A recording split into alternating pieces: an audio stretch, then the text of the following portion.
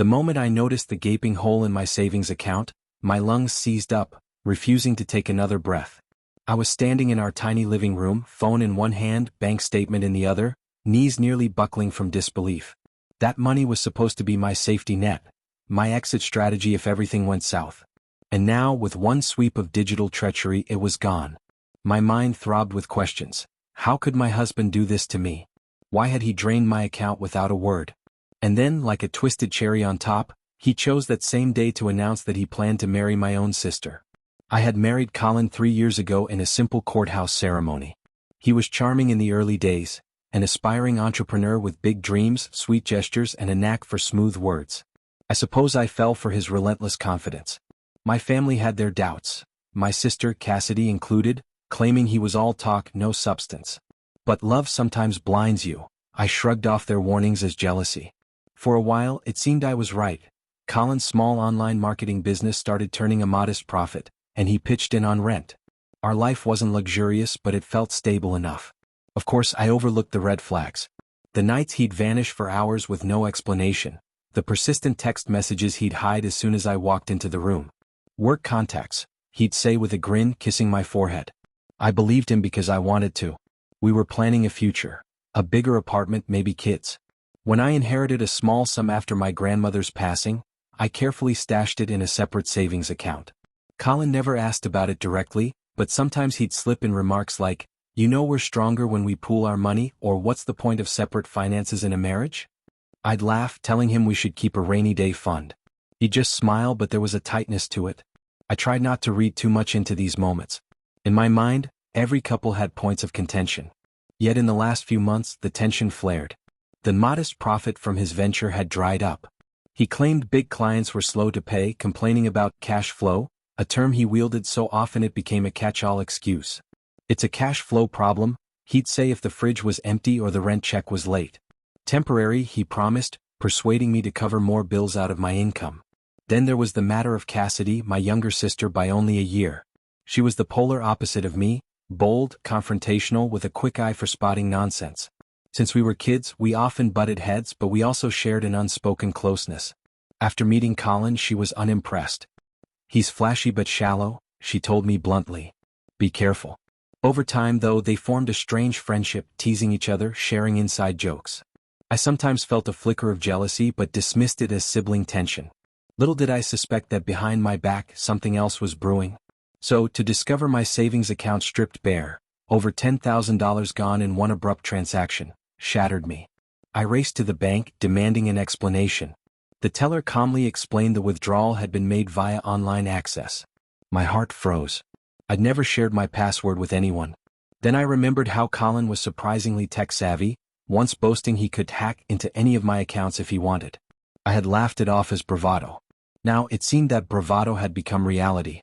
Raging with betrayal, I drove back to our apartment, only to find an empty space. The door was unlocked, the living room dark. Colin's clothes, laptop, and personal things were gone. My phone buzzed with a text from him, "We need to talk." At Cassidy's place. My entire being tensed. The mere fact he was at my sister's sent alarm bells howling in my head. I slammed the door behind me and sped across town, tears burning my vision. Fury and heartbreak collided in a swirl that made it hard to breathe. Pulling up at Cassidy's building, I stomped up the steps, half ready to hurl accusations. Then I saw them, Colin and Cassidy, talking in hushed voices on the front stoop. The sight stopped me cold. Why were they so close? Cassidy looked devastated, while Colin had an almost triumphant glimmer. He spotted me first, stepping forward with a hand raised like a peace offering. "Hey," he said softly as though addressing a spooked animal. I glowered, my heart drumming in my ears. "You took my money?" I spat. "What the hell, Colin?" Cassidy's eyes flicked to me, full of guilt or fear. I couldn't tell which. She hovered near him, wringing her hands. "I can explain," she began, but Colin cut in. "I needed that money for an opportunity," he said calmly, ignoring my trembling rage. "And I realize I've moved on from this relationship. Cassidy and I, well, we're going to be together." The words pounded me like a sledgehammer. My breath caught, a strangled gasp escaping me. "How dare you?" I whispered. I looked at my sister, but she averted her gaze. "Cassidy, is this some twisted joke?" She flinched. "It's complicated," she mumbled, tears gleaming. We didn't plan it." Her voice faltered. My mind reeled. My husband had stolen my savings and was announcing he planned to marry my own sister? It felt surreal, like some soap opera cliché. I nearly choked on the flood of betrayal. The argument that followed was a blur of raised voices, tears, accusations, and denials. Colin claimed he and I had grown apart, that my stinginess left him no choice but to hack the account for a big business deal. My sister insisted she tried to resist, but they'd fallen in love. That phrase, fallen in love, cracked my final shred of composure. You've fallen in love with my husband? I roared. And you're letting him rob me? Cassidy cried, saying she didn't know about the hacking until after it happened, that she felt horrible. If she truly felt horrible, why was she standing by him? Eventually, neighbors peered out windows and Cassidy ushered me inside her tiny living room. Colin followed, glaring. The stifling air reeked of tension. That's when Colin declared, "We're done, you and me. I want a divorce. And yes, I plan to marry Cassidy once that's sorted." My entire body felt numb. Then, as if that blow wasn't enough, he sneered, "I used your savings for our future. Cass and I have big plans." My sister sobbed quietly on the couch, covering her face. The pitiful sight only fueled my wrath. "You won't get away with this," I hissed at him, voice shaking. "I'm contacting the bank and the police if necessary. That money was mine alone, inheritance from my grandmother, for God's sake." He shrugged, feigning nonchalance. "Do what you have to. I have no regrets." My stomach churned at his smugness. Then, with one last glare at my sister, who couldn't even look me in the eye, I left. That night, I cried harder than I ever had. The man I married was gone, stolen my savings, and apparently was in love with my sister. It was a triple betrayal I never saw coming. The next day, I woke from a fitful sleep, eyes swollen, heart hollow. My phone dinged with messages from concerned friends, from extended family who heard rumors. I ignored them all, my mind set on reclaiming what was left of my dignity and my finances. I spent hours contacting the bank's fraud department, explaining the situation. They said that legally, as my spouse, if we shared some accounts, it might complicate matters. But I insisted my savings was separate property and inheritance. That might give me leverage, though it could be a drawn-out legal fight. Desperate for any solace, I called my father, sobbing out the story. He was furious but also shocked about Cassidy's role. He promised to stand by me, that we'd figure it out. My mother, who passed away years ago, had left a small estate that partially funded my grandmother's inheritance. Now it felt like that entire family legacy was being spat on by my sister and my cheating husband. The ache in my chest deepened. That evening, an even bigger bombshell dropped. I got a text from Cassidy. "Need to talk. Urgent." "I'm sorry." My blood simmered. She had the audacity to text me after everything? But a twisted part of me wanted answers. So I called her number, bracing myself for more lies. She picked up, voice raw from crying. "Please don't hang up," she pleaded. "I have to tell you something." My chest tightened. "Say it quickly," I managed. Then she dropped the biggest shock of all. "He's conning me too," she said, words tumbling out. "He told me if I left you out of the picture, we'd build a business empire together. But I found out he's been siphoning money into an offshore account. He plans to vanish, leaving us both with nothing." I confronted him and he stormed out. "I don't know where he is. I'm scared." My mind reeled. "Wait," I interrupted. "You're telling me you realized he's cheating you as well? Are you expecting sympathy from me?" She sniffled.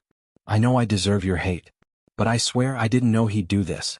He told me that you were controlling, that you refused to help him financially, and that the money from your account was basically his by right." I believed him like an idiot. "But last night after you left, he mentioned a plan to skip town. When I pressed him, he let slip about an offshore account. He left me behind, said I was useful until I caused trouble. Now he's gone. My phone calls go unanswered." I leaned against my apartment wall, dizziness washing over me. Colin was scamming her too? A swirl of conflicting emotions battered my heart. A grim sense of satisfaction that she got a taste of her own betrayal, but also pity. She was my sister after all. I exhaled, forcing some calm. "Why are you telling me this?" I asked, voice cold. "He's your fiancé now, or so I heard." Her sob was audible. "I can't marry him. I realize how monstrous he is. I'm calling to warn you, he might vanish with your inheritance completely. We have to do something." We. The nerve of her to say we. But logically she had a point. We both wanted to see him face consequences, to recover what he stole. "What do you propose?" I asked warily. She explained that Colin had a contact in some shady financial circles, that he boasted about forging documents. She worried that if we didn't act fast, he'd slip away permanently, draining every last cent from my stolen funds. Part of me wanted to slam the phone down, let her stew in the mess. But I also wanted justice. Letting him roam free, scamming others, left a sour taste in my mouth. So began an uneasy alliance with Cassidy. We met in a neutral cafe, me stiff with resentment, her fidgety with remorse. She spelled out everything she knew. Colin's online marketing facade was mostly smoke and mirrors, funded by my inheritance. He'd used some for elaborate client dinners, which apparently were personal splurges. He'd dangled the idea of a grand life to Cassidy, promising a large wedding, a future abroad, but behind her back he set up channels to launder the money. My mind whirled. I'd shared a bed with a con artist. Cassidy's eyes brimmed with tears as she apologized profusely, explaining how flattered she'd been by his attention, how she let jealousy toward me blind her. She admitted that hooking up with him was the worst mistake of her life. After hours of hashing things out, we agreed on a plan. Gather all evidence to show the bank and, if needed, law enforcement that Colin had committed fraud, theft, and possibly more. Cassidy would forward me texts, emails, any clue that might prove his wrongdoing. I'd contact the bank's fraud unit again, plus the authorities, to see if we had a case. If we acted quickly, maybe we could freeze the offshore account or at least track it. A part of me still questioned Cassidy's motives, but seeing her so distraught, I sensed genuine regret. Over the next few days, my life turned into a swirl of phone calls, legal consultations, and frantic searches for Colin's whereabouts.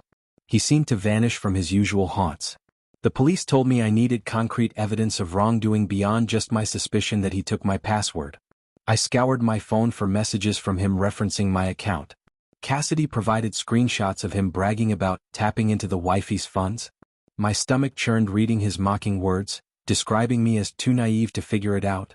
Finally, I filed an official police report. The detective assigned to me asked if I was prepared for a lengthy process. I nodded, determined. Meanwhile, Cassidy tried calling Colin's friends, getting no real leads. Tension clung to me like a second skin. Every day, I expected to hear he'd boarded a plane for some far-off place. But the bank assured me they'd flagged his name. If he attempted large transfers from my stolen funds, it might raise alerts. It was a waiting game. One morning I woke to a call from a blocked number. My heart pounded. Could it be Colin? I answered, a rush of dread swirling. Sure enough, his voice came through, calm and cold. "So you're playing detective, huh?" he said. "How cute. Good luck proving anything." My rage ignited and I spat. "I know about your offshore account. You can't hide forever. I've got the police involved." He let out a low laugh. "Tell them to come find me. By the time they do, I'll be long gone." The line went dead. My legs wobbled. He was taunting me, confident I'd never catch him. But luck turned unexpectedly. A few days later, the detective informed me that a suspicious attempt to move a large sum of money had been made from a flagged account. The bank froze it and they traced the request to a local IP address. That meant Colin hadn't left the city. The detective said they had enough cause to pick him up for questioning if they could pinpoint his location. My heart soared with cautious hope. I relayed the update to Cassidy, who nearly broke into tears of relief. "If he's arrested, we can get your money back," she said. "But what if he blames me for tipping you off?" I shrugged. "He already hates me for messing up his plans. If he hates you, that's your cross to bear. You made your choices." She nodded, wincing. We parted ways, both exhausted by the emotional toll. I returned to my empty apartment, ironically more at peace than I'd felt in weeks. If the authorities found him, justice might be served. It happened swiftly afterward. I got a call from the detective that they'd located Colin at a motel. He'd been arrested without incident. In custody, they found evidence linking him to multiple counts of fraud, including forging my digital signature. A chunk of my inheritance remained in an account the bank had frozen. The detective believed I'd eventually recover most, if not all of it. Relief coursed through me like a tidal wave. When I arrived at the station to give a statement, I saw Colin led past in handcuffs, wearing a scowl. Our eyes met briefly. He sneered, "You'll regret this," but I sensed empty bravado behind the words. Part of me felt a pang of sorrow. Once I'd loved this man, planned a life with him. Now I saw only a stranger with cruel eyes. I turned away, determined not to let nostalgia weaken me. The aftermath proved messy. A divorce process began, with me filing on grounds of fraud and emotional abuse. Cassidy tried to keep her distance, though she offered to testify if needed. I appreciated her willingness, but we remained on uncertain terms. I accepted her apology, but trust was another matter. She admitted she'd been manipulated, though that didn't erase her betrayal. Our father demanded to know why she got involved with my husband in the first place, leading to tearful family confrontations. Over time, though, the shock eased, replaced by a subdued determination to move forward. Legally, it took months to finalize the divorce. The judge ruled in my favor, awarding me the stolen funds and additional damages. Colin faced criminal charges which might result in prison time or at least severe penalties. I tried not to revel in his downfall, reminding myself that the man I once knew was gone. Occasionally, I'd recall sweet memories of our early dating days, and my stomach would twist with regret for how far he'd fallen. Meanwhile, Cassidy sank into a quiet depression, feeling the weight of her choices. She sought therapy, confessed she'd never truly wanted to hurt me, but she craved Colin's validation. She admitted her envy, my stable job, my successes, my seemingly perfect marriage. The irony was how that marriage was rotting from within. She told me she hoped we could rebuild a relationship. I told her it would take time, but I'd try. In the end, she moved out of state to find a fresh start. We kept in touch sporadically, exchanging cautious updates about our lives. As for me, I gradually reclaimed my sense of self. I focused on my job, my passions, and the genuine friendships that had carried me through the ordeal. I discovered a surprising reservoir of resilience. Surviving betrayal, both marital and familial, toughened me, yet also taught me to be kinder to myself. I learned to trust my instincts, to pay attention when something felt off. People outside my situation often labeled it a soap opera, but living it was more heartbreak than drama. Over a year later, I look back with a mixture of sadness and relief. Yes, the man I married hacked my savings, left me for my sister, and tried to vanish with my money. But in the final twist, my sister realized he was using her too, and she warned me before it was too late. That phone call from Cassidy changed everything, leading to his capture. Without it, perhaps Colin would be sipping cocktails on some remote island with my inheritance. And I'd still be reeling in confusion, clueless as to his whereabouts. Life after heartbreak is never neat. I still have trust issues, especially with relationships. My father tried introducing me to acquaintances, urging me to move on, find new love. I'm not quite ready. I'm focusing on building my life on my own terms, free of illusions. The stolen funds were mostly restored, though that's not what truly mattered. My sense of autonomy and justice was the real victory. Occasionally, I see Cassidy's name pop up on my phone. She's forging a new path, trying to atone for her mistakes. I remain guarded but civil. We might never be as close as we could have been if not for this betrayal. But we share the same blood, the same longing for closure. She, too, was a victim of Colin's manipulative charm. That doesn't absolve her entirely, but it helps me let go of some bitterness. People often ask if I regret not noticing signs earlier. Perhaps, but love can blind us. We cling to illusions that keep us safe in our minds.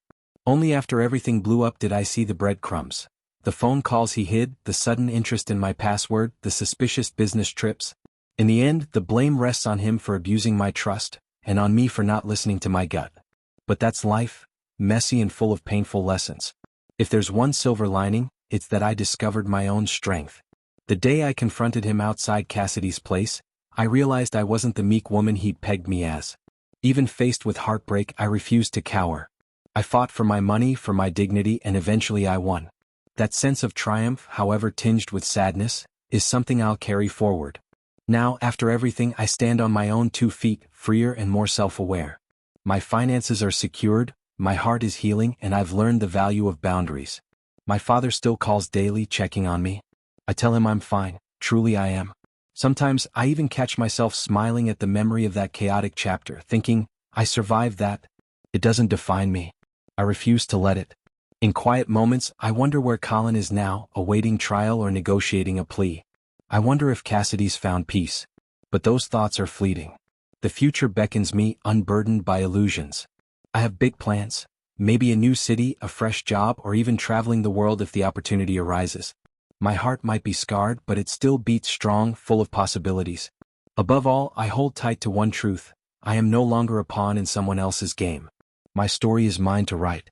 And despite the pain and betrayal, I remain hopeful that I'll find love and trust again, on my own terms, with eyes wide open.